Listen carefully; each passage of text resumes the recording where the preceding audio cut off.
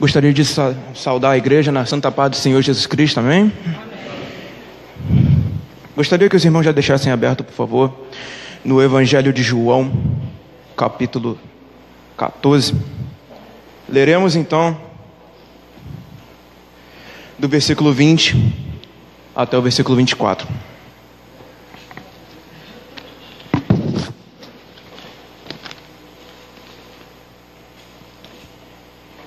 Essa passagem, ela é uma passagem interessantíssima em relação à soberania do serviço na igreja.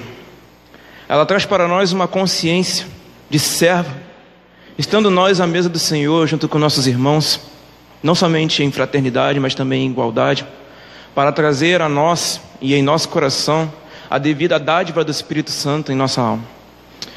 Leremos então, irmãos, a partir do versículo 20. E diz assim a palavra do nosso Senhor Jesus Cristo: Naquele dia, vós conhecerei que eu estou em meu Pai, e vós em mim, e eu em vós. Aquele que tem os meus mandamentos e os guarda, esse é o que me ama. E aquele que me ama será amado por meu Pai, e eu também o amarei, e me manifestarei a ele. Disse-lhe Judas, não Iscariotes: Da onde procede, Senhor, que estás para manifestar-te a nós e não ao mundo? Respondeu-lhe Jesus: Se alguém me ama, guardará a minha palavra, e meu Pai o amará, e viveremos para ele, e faremos nele morada. Quem não me ama, não guarda as minhas palavras, e a palavra que estás ouvindo não é minha, mas do Pai que me enviou. O Evangelho de João, ele foi escrito na datação de 85 a 90 depois de Cristo. E ele foi um evangelho muito disputado no início da igreja, a saber quem foi a autoria. Mas nós sabemos que a autoria a princípio foi pelo apóstolo João. E nós temos alguns dados que nos provam isso. Como por exemplo, esse é o único evangelho que relata a identificação de um discípulo anônimo, mas que era designado como aquele que amava Jesus, era o amado de Cristo. Vocês podem ver isso em João 13:23. Vocês podem ver também que pela obra literária que é constituída o Evangelho de João, ele é uma obra onde o conhecedor que está escrevendo, ele é uma pessoa muito conhecedora não somente do calendário litúrgico judaico, mas também das festas e pelo conhecimento geográfico. Era um judeu da Palestina. O segundo dado é que essa pessoa que escreveu o Evangelho é uma das pessoas que é testemunha ocular da ressurreição de Cristo e de suas obras. Vocês podem ver isso em João 21:24.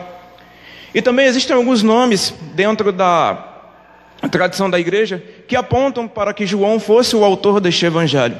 Nós temos como nome, por exemplo, Irineu de Lyon, Inácio de Antioquia, Clemente de Alexandria, Hipólito, Orígenes, Eusébio de Cesareia e João Crisóstomo, todos datados do segundo ao terceiro século da tradição cristã. E nós vemos que a carta ela é direcionada justamente a todos os cristãos da face da terra, em toda e em qualquer circunstância, e toda e em qualquer ano. Este evangelho não é datado somente como o evangelho místico, mas também um evangelho que nos traz para a obra de Cristo na cruz com uma eficácia da eternidade. Ele nos eleva até a eternidade para podermos saber quem verdadeiramente é o Senhor.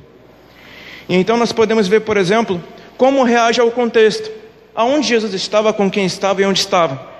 E nós vamos ver, por exemplo, que do capítulo 13 ao 17 é relatado dentro desse evangelho o discipulado do cristianismo, aonde Cristo se separa para os seus discípulos e então começa a ministrar a eles o que eles deveriam fazer e como fazer para o agrado de Deus Pai. No capítulo 13, Jesus está então lavando os pés dos discípulos após a ceia. No capítulo 14, ele fala sobre a promessa do Espírito Santo. No capítulo 15, ele explica sobre a vitalidade e a prática da fé, a sua consequência e a testificação da mesma. No capítulo 16, Cristo fala sobre a obra do Espírito Santo e novamente sobre sua ida para o Pai. E no capítulo 17 nós conhecemos ele como a oração sacerdotal de Cristo, onde ele está no caminho do Getsêmani, ao qual ele mesmo estaria agora descendo em sua pele lágrimas de sangue, se é que podemos dizer isso, e estaria então intercedendo pelos discípulos pela última vez antes de ser preso. Então a gente começa a ver, por exemplo, Aonde Jesus estava? Nós podemos ver isso no capítulo 3, a partir do versículo 1, aonde é dito que o nosso Senhor estava em Betânia.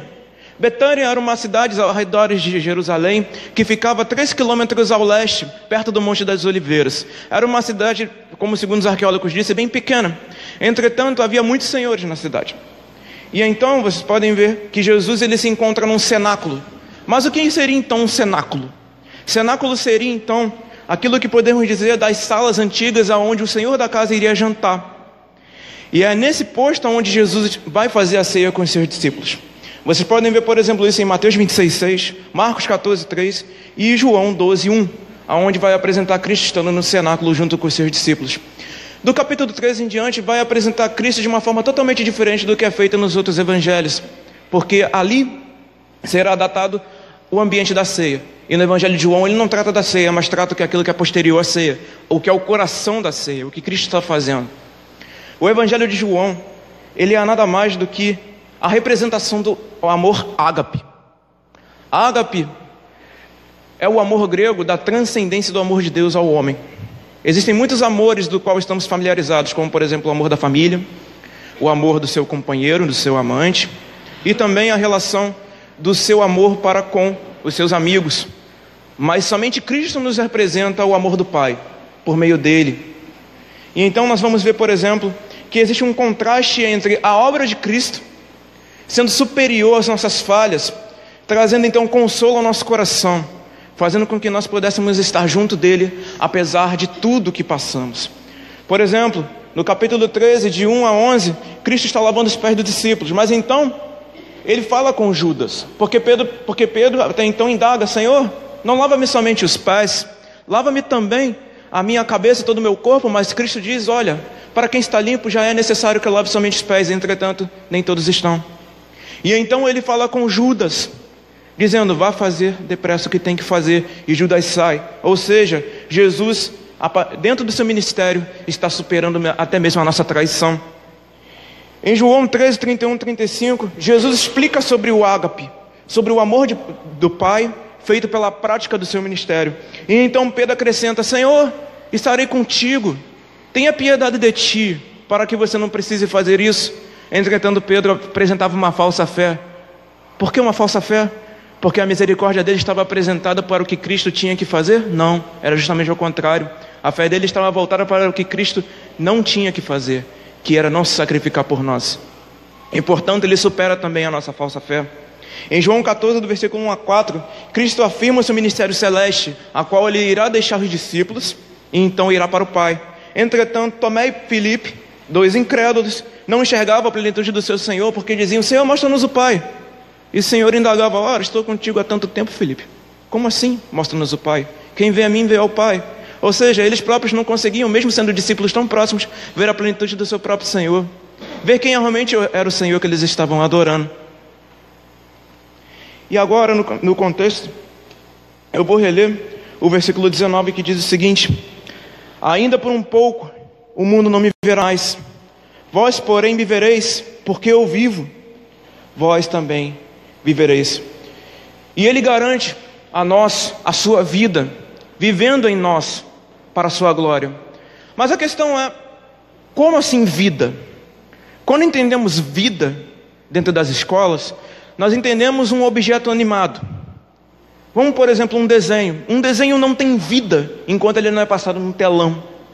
Você é apresentado dentro de um jornal, você vê ele estático, algo que a princípio você precisa interpretar para saber o que está acontecendo na cena, não num telão. Num telão você está vendo a cena acontecer. Portanto, vida dentro do nosso ambiente biológico nada mais é do que algo que está sendo animado, algo que está se mexendo, algo que está vivendo. Mas será que verdadeiramente seria Cristo que estaria dizendo isso? Será que era realmente isso que ele queria nos dizer a princípio?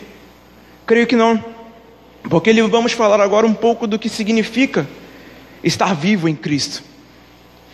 E uma das coisas que faz com que estejamos vivos em Cristo é que ele nos garante a plenitude da vida em nós, nos mortificando do medo da vida e da morte. Estando um dia indo para com meu amigo Nilson e meu amigo Caio, para a congregação de Coelho da Rocha, Nilson estava muito entusiasmado, nos apresentando, aliás, uma pregação do reverendo Orivaldo Ramos, não é isso, Nilson? E ele dizia exatamente sobre o episódio onde Cristo estaria no barco com os seus discípulos. O barco chacoalhava, a tempestade vinha e Cristo estava dormindo na polpa. A polpa onde ficava justamente o comandante do barco. E ele dormia. E os discípulos desesperados diziam: Senhor, acorda, estamos no meio de uma tempestade, o que acontecerá conosco? Não tem de piedade de nós? E Cristo simplesmente acorda e repreende-os pela pouca fé que tinham. Então repreende os ventos e os mares. Uma sacada muito interessante que o Orivaldo Ramos tem naquele dia é que, na verdade, por ser Cristo o comandante do barco, o que eles deveriam ter feito era ter dormido com Cristo. Porque, na verdade, estava tudo seguro até então. Cristo estava presente no barco. A nossa tribulação até então, ela nos amedronta, porque esquecemos que está no comando da nossa vida. E é isso que nos apresenta também essa parte. Ele nos mortifica para o medo da morte, o medo da vida. Ora, Guilherme, mas o que seria o medo da vida? O medo da vida é justamente você fazer as coisas por um método de precaução bastante extraviado. Você às vezes vai deixar de viver uma coisa boa com seus familiares por causa do medo. Você às vezes vai deixar de fazer algumas coisas por causa do medo. Medo da vida, na verdade, irmão, é medo de viver. É medo de provar das coisas boas que Deus nos deu neste mundo, para que então nós pudéssemos ficar sectarizados em nossa própria mente e trazendo do nosso próprio coração coisas que deveríamos, na verdade, trabalhar para poder trazer edificação não somente a nós, a também com quem estamos, a nossa família, por exemplo. Existem muitas pessoas no meio evangélico que não falam com alguns familiares. Desejam pregar na África, desejam pregar na Nigéria, desejam pregar na Lua, mas não prega ao vizinho, não prega à mãe, não prega ao pai. Às vezes por medo de confrontá-los, às vezes porque tem uma religião diferente, às vezes até porque algumas pessoas da sua família são ateus e você, a princípio, por ter medo de confrontá-los, você fica na sua. Mas será mesmo que é isso que Cristo quer? Porventura não disse ele na sua grande comissão em Mateus 28:19: eu vos envio a todos os povos, ide pregai e batizai em nome do Pai, do Filho e do Espírito Santo?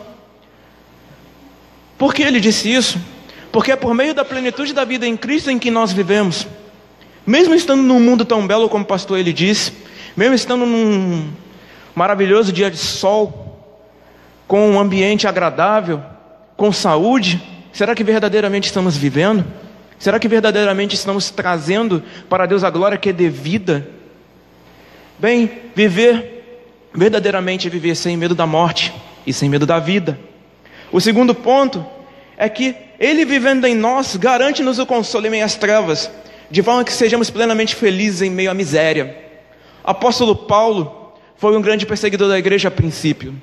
Ele trouxe o seu testemunho por meio do Evangelho de Lucas,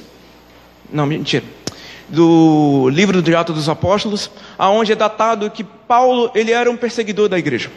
Entretanto, Paulo, assim que se converte e cai a escama dos seus olhos, ele passa a ver, ele não passa a ver somente o que ele estava fazendo de errado, ele passa a ver como a vida é, verdadeiramente, o que é a plenitude da vida, o que é a plenitude de você estar pisando num mundo onde foi criado pelo Criador dos céus e da terra, que foi trazido para você e foi criado para Jesus.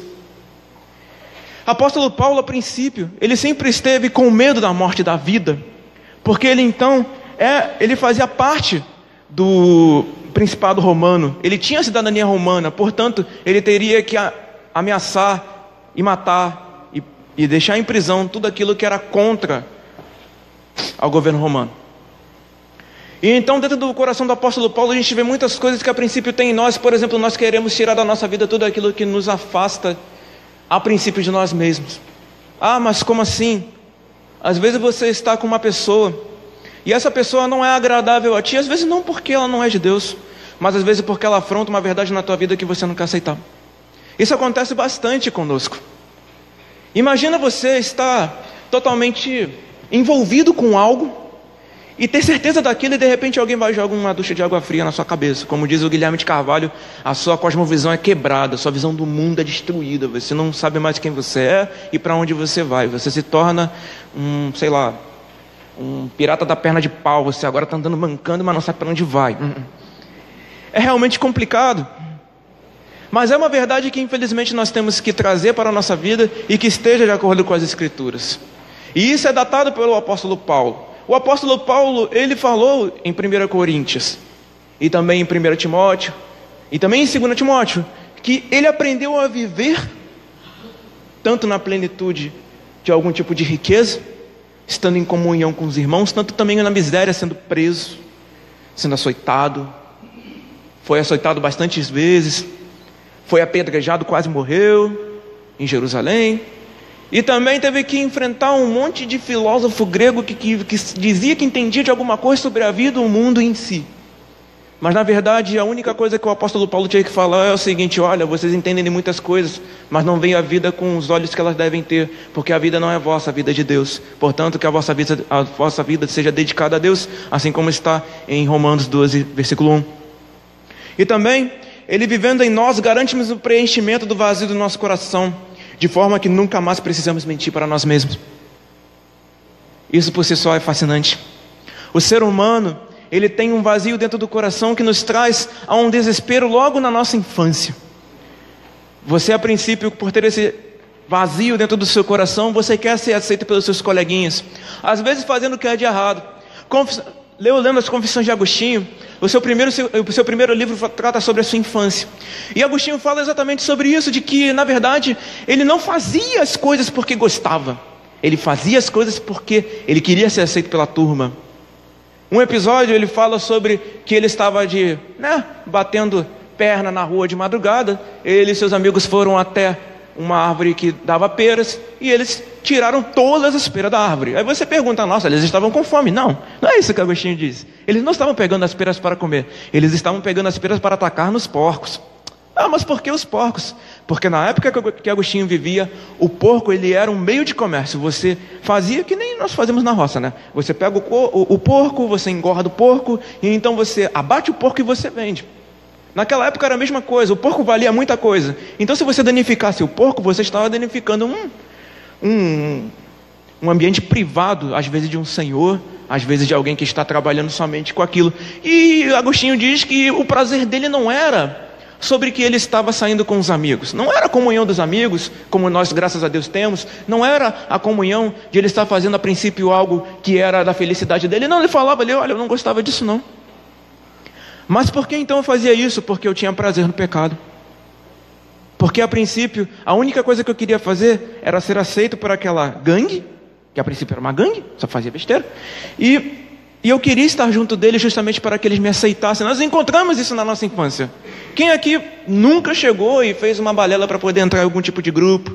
Porque às vezes estava sozinho, porque às vezes estava trazendo, uma solidão de casa, uma solidão do trabalho. Eu sei que existem muitas pessoas aqui que a princípio hoje constituíram família, são graças a Deus avós, graças a Deus pais, mães, mas será que dentro da sua casa não há alguém em solidão? Será que alguém dentro da sua casa não se sente como se morasse com você, ou você com ele? A princípio como se você não existisse, ou ele não existisse para você? Eu sofro isso algumas vezes com meu pai, porque meu pai é plenamente anticristão. E o que Deus fez? Fez o filho dele filho de Deus, graças a Deus. Não. Então, ele, quando olha eu vindo para cá, ele não sente orgulho nenhum. Quando ele me vê saindo arrumado, porque eu nunca me arrumo, quando ele vê que eu estou com uma Bíblia debaixo do braço, uma biblioteca em casa, aonde eu posso sempre conferir os meus livros, ele não vê valor nenhum daquilo. Mas por quê? O que meu pai vê no valor da vida? O que é para ele, na sua visão, algo que preenche o vazio do nosso coração, que tanto necessitamos de preencher, do qual clama: estou vazio e preciso de algo, estou vazio e preciso de alguma coisa, estou vazio e quero ser preenchido.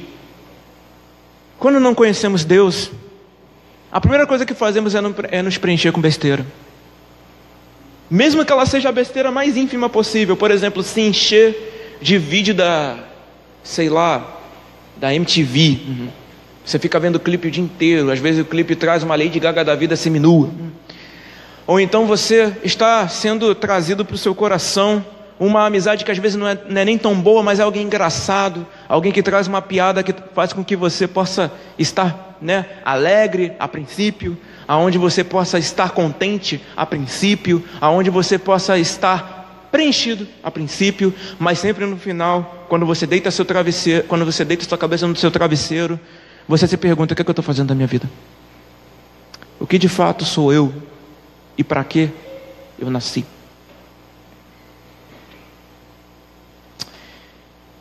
O livro de Gênesis, ele vai tratar falando sobre o homem. E quando no capítulo 2 ele vai falar sobre como o homem foi criado, ele diz que o homem foi criado uma alma vivente. Na nossa escola bíblica dominical, agora na segunda revisão que fizemos, eu falei que o homem, por ele ser alma vivente, ele era uma garganta andante. Ora, mas por que uma garganta andante? Pois bem, eu tinha explicado para a classe que ele era uma garganta, porque na época dos judeus, quando eles sentiam fome, eles não faziam como nós e colocavam a mão na barriga. Eles colocavam a mão no pescoço. Quando eles estavam com fome, eles colocavam a mão no pescoço e diziam: estamos com fome, precisamos ser preenchidos. Então o que o livro de Gênesis nos traz não é diferente do que João está dizendo, que a plenitude da vida e a consagração da nossa vida está em ser preenchido de Deus. Nós fomos criados para ser cheios de Deus, porque a nossa fome não se sacia enquanto não comemos de Deus, enquanto não nos saciamos da sua presença. Hoje cantamos 2 louvores, pedindo para que a Shekinah de Deus se manifestasse em nós. Mas a pergunta é: quem aqui estava cantando com vontade? Quem aqui verdadeiramente estava pedindo para Deus se manifestar aqui? Quem verdadeiramente quer que Deus esteja no seu coração? Essa é a pergunta que temos que fazer hoje. Porque verdadeiramente, se colocamos Cristo como nosso prato principal, mas a sobremesa do pecado, de nada adianta. Se fazemos de Cristo somente um bife suculento e um arroz podre, não adianta de nada, porque estamos nos alimentando daquilo que nos traz ruína. E nós sabemos que se uma parte da comida for boa e uma parte da comida ruim, nós ficaremos doentes, tanto se a comida fosse plenamente ruim. Portanto, o que Deus nos diz é: alimentem-se de mim. Por isso eles estão no cenáculo, por isso eles estão numa mesa de jantar, porque Cristo estava ensinando a eles a como se alimentar de Deus, a como fazer com que a plenitude do nosso coração alcançasse esse amor que foi trazido por nós na cruz. A cruz, ela é o nosso meio do qual aprendemos sobre Deus, mas é também o meio do qual nós vivemos por Ele e morremos com Ele. Porque a vida e a morte nada mais fazem sentido quando sabemos que estamos vivos nele e já mortos com Ele. Não precisamos mais ter medo da vida. Por que não precisamos mais ter medo da vida? Porque Cristo é nosso sustentador. Quando faltar o nosso pão, Cristo é nosso sustentador. Quando faltar em nós o nosso arroz e o nosso feijão, Cristo é o nosso sustentador. Quando estiver faltando um ventilador na nossa casa, se tiver mosquito para tudo quanto é lado, Cristo também é o nosso sustentador. Ele nos traz a plenitude do sustento, porque Ele mesmo não precisou de pão, mas comeu conosco, se fazendo semelhante a nós. Também não precisava de água, mas se fez semelhante a nós, para também tivéssemos comunhão com Ele com isto. E nós não teremos mais medo da miséria. Por que não? Porque Cristo é nosso consolador. E é engraçado como Cristo fala de consolador sobre si mesmo, falando de outro consolador que o enviaria. Portanto, somos tanto consolados na ida de Cristo quanto na sua vinda. Sejamos também então consoladores uns dos outros, porque Ele vai trabalhar no contexto coisas interessantes. E então nós veremos Cristo como plenamente nosso Deus e Salvador, assim como está em 2 Timóteo, do qual esperamos plenamente a vinda do nosso Senhor Jesus Cristo, ao qual se manifestará o bem-aventurado, único Senhor dos senhores e Rei dos reis, o nosso Deus e Salvador. O coração de vocês está apreensivo para a volta do Senhor? Ou não? Quando vocês estão neste lugar, vocês chegam aqui pretendendo receber bênção? Ou agradecerem por já ter sido abençoados só pelo fato de abrirem os olhos? Pelo só o fato de vocês já terem família? Pelo só o fato de vocês viverem para a glória do Deus vivo? Porque do que adianta um crente dizer que está na plenitude de Deus por causa das bênçãos, mas não pensa na volta do Senhor, não pensa na oração do Pai Nosso que diz: Pai Nosso que está no céu, santo é o teu nome, venha o teu reino. seja feita a tua vontade. Apreensivo pela vinda do reino de Deus Pai. Porque em 1 Coríntios 15 diz que até mesmo o seu próprio Filho se sujeitará neste dia, a fim de que Deus seja um em todos e todos em Deus. E então no versículo 21 está escrito: aquele que tem os meus mandamentos e os guarda, esse é o que me ama. E aquele que me ama será amado por meu Pai, e eu também o amarei e me manifestarei a ele. Calvino, em seu comentário ao Evangelho de João, diz que guardar significa se apropriar da instrução de Cristo. E ter significa ser conforme à instrução e se moldar como a instrução. Portanto, o que Calvino quer nos dizer? O que significa isto que Cristo está nos querendo dizer? De ter os seus mandamentos e os guardar. Cristo está simplesmente dizendo: sejam como eu. Eu lavei os vossos pés e vos digo, vocês agora não entendem, mas entenderão. E depois o que ele diz? Vocês dizem que eu sou Senhor, não é? Pois em verdade vos digo que eu verdadeiramente sou Senhor. Mas eu, sendo Senhor, lavei os vossos pés. E é nisso que está a manifestação do verdadeiro amor. É a elegância e a magnificência do serviço. De você olhar para quem está do seu lado e dizer o seguinte: olha, mesmo que a princípio eu tenha algumas coisas que são parecidas contigo, mesmo que a princípio eu esteja na igreja há 40 anos e você há 2, não vejo diferença entre mim e ti, sendo tu crente verdadeiro em Cristo e eu também, sendo serviço para contigo e tu comigo. Eu sei que existem algum por causa do acaso, pessoas que aqui não se falam por causa do movimento da igreja, porque existe SAF, UMP e etc. Mas você já pensou em tentar servir um irmão que a princípio você nunca tenha falado? Em tentar somente, sei lá, dar um bom dia, trazer para o seu irmão um consolo da presença do Senhor através da sua vida? Porque se Cristo, que foi nosso Senhor, se sujeitou a si mesmo, não sendo por ser igual a Deus, mas sendo servo, amor não é só você orar. Verdadeiramente orar é amor. Mas a obra da oração não termina no quarto. Ela é intensificada no quarto. E ela é sujeita nas mãos. Ela é trazida verdadeiramente aos nossos olhos pelas mãos.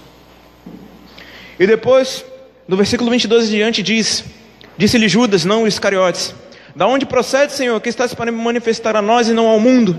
Respondeu Jesus: se alguém me ama, guardará minha palavra, e meu Pai o amará, e viveremos para ele, e faremos nele morada. Quem não me ama, não guarda as minhas palavras, e a palavra que estás ouvindo não é minha, mas do Pai que me enviou. O que significa, por fim, manifestar-se? O que Cristo estava querendo dizer com manifestar-se? O que ele estava verdadeiramente dizer em algo ser manifestado? A princípio algo se manifesta porque está escondido, mas Cristo não estava escondido. O que de nós então estava escondido? O que não víamos com os discípulos?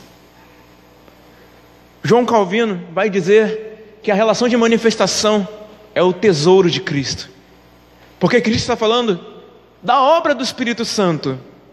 Cristo aqui está falando sobre a promessa de um outro Consolador. E o que ele faria? No versículo 15, ele vai falar sobre a questão da videira, de que ele é a videira verdadeira, e como videira, ele dá vida aos seus ramos, e os seus ramos conseguem dar fruto. Então verdadeiramente Cristo está dizendo que ele mesmo é o tesouro do qual buscamos. Ele mesmo é a recompensa do qual buscamos por meio deste serviço, do qual nós sejamos plenamente preenchidos pelo Evangelho e pela sua palavra. Portanto, quando fomos buscar o serviço para com nossos irmãos, e fomos pensar que não precisamos mais ter medo da vida e da morte, da miséria, da riqueza, e também não precisamos mais ter medo do nosso coração, porque sabemos, como diz a primeira epístola de João, que se o nosso coração nos condena, o amor do nosso Deus e Pai é maior, porque Deus é amor.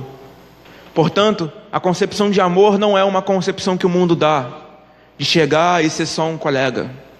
Não é só uma questão de você ver o seu filho de 3 em 3 meses, e às vezes quando você vai visitar o seu filho nem mesmo esperava que você visse, porque ele não tem uma apreensão de te ver. Mas o verdadeiro amor de Deus é descrito aqui como um serviço, é descrito como o preenchimento do tesouro de Cristo pelo Espírito Santo. Portanto, não é só orar, não é só interceder, não é só você fazer por onde, é você buscar a Deus acima de todas as coisas. E eu queria encerrar esta preleção com uma oração a toda a igreja, a fim de que o Senhor nos eleve durante essa semana com esta palavra e também com a que virá, a fim de que teu nome seja louvado e glorificado. Amém, Deus e Pai, bendito seja o teu santo nome. Porque, Senhor, o Senhor nos concedeu neste dia e nesta manhã um pouco mais da tua palavra, sabendo que tu, Senhor, é o nosso tesouro do qual buscamos. Senhor, pedimos a ti a fim de que o Senhor trabalhe essas palavras no nosso coração, a fim, Senhor, de que sejamos diferentes do que viemos a ser nesta semana, que estejamos mais perto de ti, porque agora sabemos que vivemos em ti, porque tu mesmo falou que tu vives. Assim, Senhor, como também vives em nós, ensina-nos a viver como tu viveu, a fim de que o amor que tu manifestaste a nós por meio do Pai, pelo Espírito Santo, seja testificado em nosso coração, e que seja, ó Deus, um amor que transcenda todas as nossas dificuldades, mesmo que a princípio sejamos incrédulos em alguns momentos, mesmo que a princípio traímos os seus mandamentos, mesmo que a princípio sejamos contigo somente em parcialidade. Nos ensina, Senhor, a ser um todo como contigo. Ensina-nos, Senhor, e que teu Espírito Santo faça com que sejamos fruto da tua bondade e da tua misericórdia. Pedimos a ti, Senhor, a fim de que tua palavra seja em nós, para que sejamos em ti. Peço isso na autoridade do nome santo do nosso Senhor Jesus Cristo. Amém, Senhor.